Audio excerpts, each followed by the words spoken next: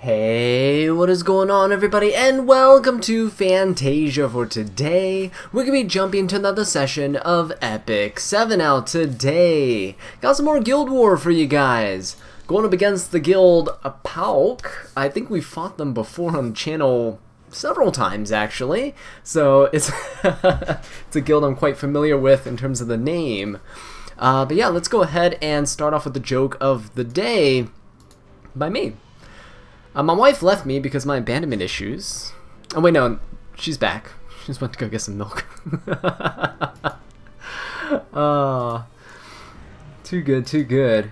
Okay, whoa, wait a minute. Okay, we're actually way further behind than I thought we actually were, so looks like we got some catching up to do. Okay, well, let's go ahead and initiate our attacks on these towers. So looking at the first tower here, got a really annoying defense. We got Ahmed, Aiden, and a Ravi. So this type of team is very dangerous because of Aiden's burst and a Ravi's burst, but Aiden's counters and evasion as well. That coupled with Ahmed and her skill null means that it is going to be really difficult to hit Aiden without getting hit back.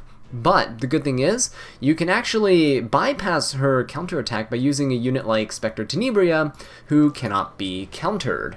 So she's really safe here because Aiden and a Ravi are both single target units. So if you see that kind of defense team, bring in Spectre Tenebria. She doesn't need to be on lifesteal. Mine is trading some damage for basically survivability.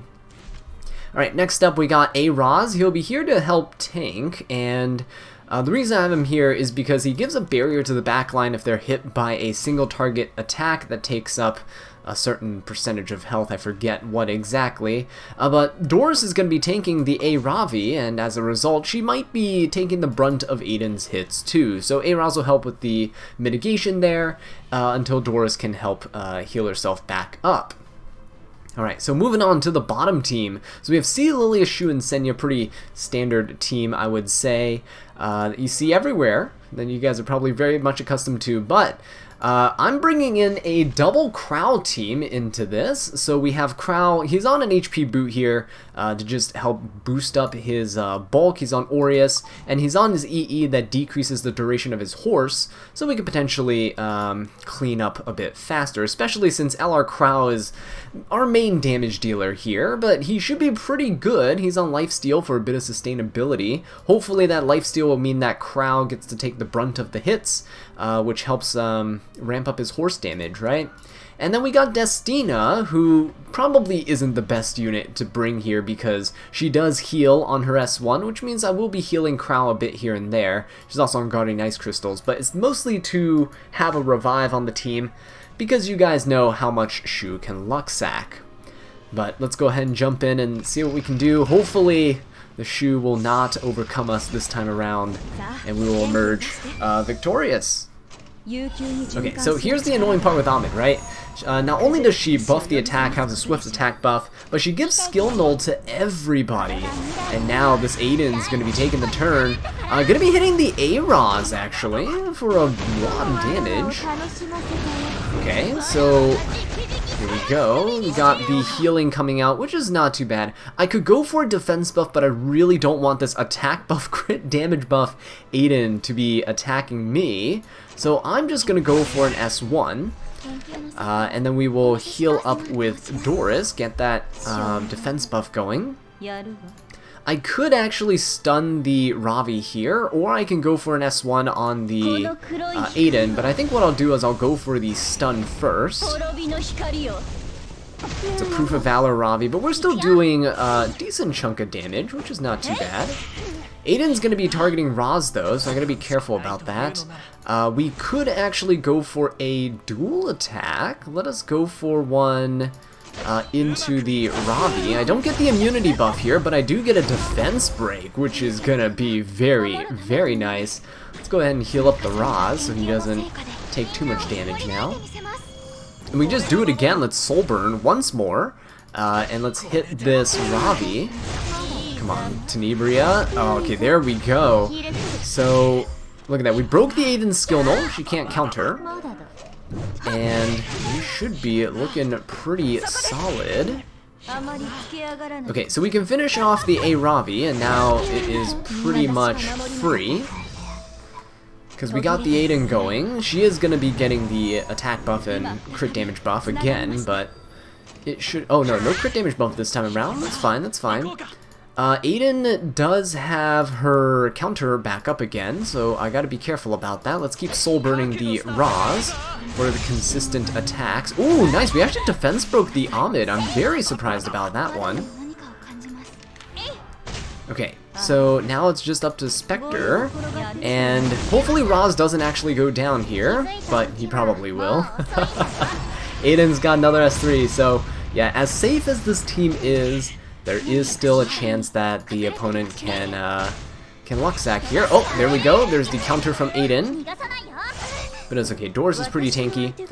And come on, Spectre. We gotta land one of these hits. There you go. Statistically speaking, it was about time. Okay, so now it's for this team. Unfortunately, we lost A-Roz, but I don't use A-Roz too often on Guild War offense. He is a pretty good knight to splash in, but for my teams that I typically go for, he's not the #1 choice. I think what I'll do is I'll go for the Sea Lilias. If you hit Shu, she's going to counter, or she has a chance to counter. She's probably on counter set. And if you hit the Senya, then she's probably going to put a barrier on everybody on the team, and that's no bueno. Alright, so let's rip the LR Krau's S3. So now Senya and Shu both have AoE hits, right? So watch this. We're going to get a lot of cooldown decrease, which is very nice.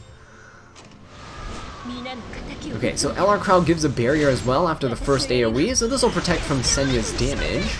Yep, and yeah, look at that. LR Krau already down to just 2 turns on his S3, which is pretty good. Let's go ahead and give ourselves a defense buff. I'm going to push back the Sea Lilias, if possible, and stop her from going. Or Shu can just foosh into me, that's also fine. Okay, I think what I'll do is heal up our Krau. I know, you're probably thinking, that's weird, why are you healing Krau? Don't you want him to get lower? I do, but I also don't want him to get absolutely demolished, because look at this. Sea Lilias, Senya, and Shu are all about to go. Sea Lilias will target the one with the lowest health, which is Krau. And we also have... Ooh, actually, you know what? I'm going to hit the Senya. Watch this. Senya's going to hit Krau because of the advantage, elemental advantage that she has, and then Shu, look at that, Shu can just luck sack you, right? So we gotta be very careful. Look at that damage. Right. So LR Krau actually has his skill back up, which is fantastic. Do I hold off on Krau's S3, or do I just rip it here? I could just use it. If I use it, who would I go for? Probably the Shu, right? But I don't think I'm not missing enough health. I'm missing about 15k. There's no damage mitigation on the other team. We could go for Shu, and then LR Krau's gonna go, right? So let's try this. Unless, of course, Shu counters here. Let's do this to get a barrier. Oh yeah, she is gonna counter. Very much so. And she is gonna get the foosh, so she gets the heal too. But that's okay. LR Krau is pushing up, and the good thing is, because LR Krau attacked into the Senya and she countered, we got a reduced cooldown there as well. So let's soul burn and rip his S3. We have a speed buff, so he should be dealing even more damage, because he does have speed scaling too. Yeah, there you go. Absolutely beautiful. So Senya on defenses, you can actually use to your advantage. By having Senya's counterattack, you know, we use it to proc things like Lionheart, we use it to get extra stacks on ML Bologna, and in this case, we're using it to get extra cooldown reduction on LR Krau, so it's working out quite well. Okay, and she's not healing, because this guy is on the greater attack buff EE, which means we will be able to finish her off. She has no regen, and here she has no counter buff as well. Okay, so let's go ahead and push up the LR Krau. See if we can, yep, we have the Soulburn S3 again. That is absolutely ridiculous turn cycling. Just look at that. Such a strong unit now. So there you go. LR Crow trivializes the Senya Shu matchup. True damage goes a long way. So going into the middle tower here, we got Captain Ark in the center, and lo and behold, we got another Aiden on defense. So this time it is a pretty aggressive team. It's not very tanky like the Ravi one, because you have Ron and Rimuru here. So hopefully Sime Collab is going to come around so that those of you who don't have Rimuru and don't have Milim will have a chance to get her. But meanwhile, if you're trying to tank down against the Rimuru, Crow is pretty much your best bet. Put him on an HP boot like this, try to get as much HP as you can while retaining some speed. If I had a speed set, I would be okay. Had pretty much decent speed all around. But yeah, if you have an HP boot, use it. This is my temporary build for Guild Wars. Normally for RTA, if I use him, he's on speed boots. But yeah, he'll tank the Rimuru, take all the splash damage. He can use that true damage to horse down the Aiden. And in case we actually do get the opportunity to use our Zahak here, assuming he doesn't just implode from the Ron, because Ron will probably just hit him and yeah, and just annihilate him. But we'll try to use Zahak to take out the Aiden, and we'll try to use Krow's horse to take out the Rimuru or the Ron, right? Next up we have our Destina, trusty Destina here, just in case. I'm a coward, so I like to have a Soul Weaver, I like to have a Revive on the team, just in case things go south. Alright, but for the bottom team, it's another Senya Shu comp, and it's featuring Lua as well. So this time, I'm pretty much just bringing in LR Crow with Rowana and Pilot. You'll actually get a bunch more health because of Rowana's HP imprint. Mine's SSS'd somehow, I don't know how. Some random pulls here and there. But yeah, that'll help out with our damage quite a bit. Don't really care that we're going to get reset from the Lua. I thought about bringing in a Fire Lilius, but Fire Lilius will probably just get destroyed by the Shu. So we're bringing in Pilus instead. Pilus and Rowana, known for their bulk and their damage mitigation. Right? So let's go ahead and jump into this and see what we can do. The Ron's gonna pop his skills. Let's see if Zahak is gonna fall victim here. And let's see if this Ron is gonna pop like a million RNLs. Okay, so he missed the Zahak, thankfully.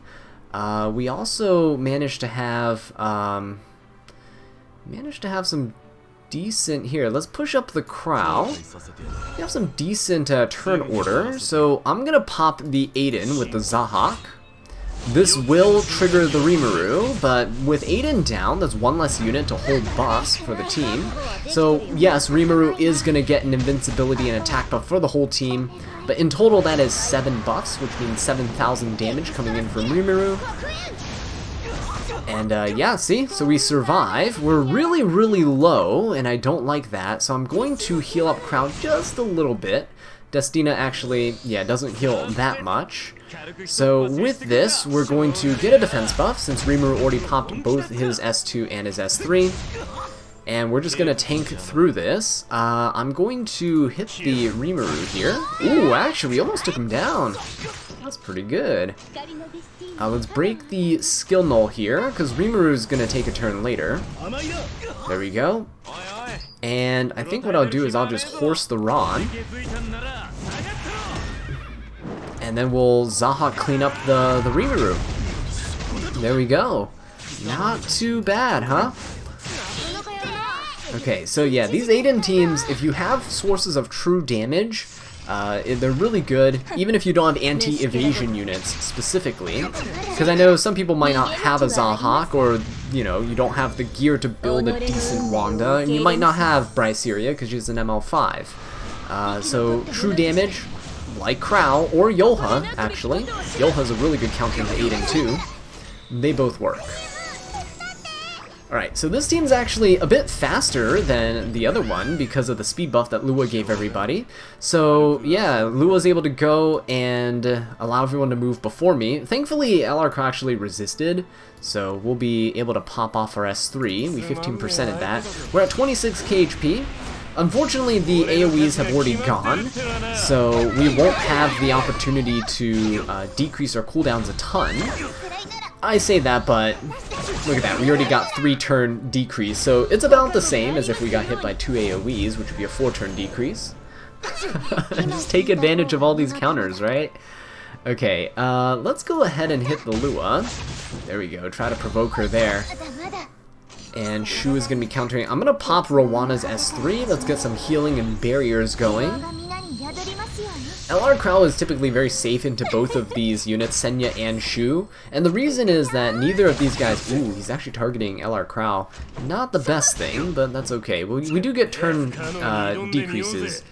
Alright, one more turn, and then we get to force one more time. Okay, thankfully we have immunity, so we are safe. Let's go for this right here. Resisted. Okay, well, let's go ahead and heal the LR Crow. So my Rowanna's on Celestine, and when Senya counters, we do get to heal quite a bit. And let's go ahead and rip this S3. We're on Hilag Lance too, so if I hit the Senya and she counters, my Rowanna, not only do we get healing and a barrier for Crow, but look at that. Every time Senya attacks, it'll push Crow up. Or in this case, we'll just decrease the turn duration. Alright, so Shu went, Senya's gonna go, and I am gonna go for an S3 onto the Shu to try to provoke her and grab a little barrier for my LR Crow as well. There we go, very nice. So get some healing for the LR Crow, and let's just rip another S3. Look at how fast his cooldowns are, and you don't even need to abuse the AoEs, right? The main thing about his buff is that every time you hit him, he is a threat because he'll just get extra turns, and he's so bulky that he'll survive the counters, he'll survive the Shu, and he'll keep getting his bike up. And look at that. Look, 4 turns away. We're probably going to finish off the Shu before... Oh, wait, never mind. If she keeps countering like this, then LR Crowd's going to get one more horse before he can finish things off here. Alright. Let's see if we can strip the anti-crit or something. Nope.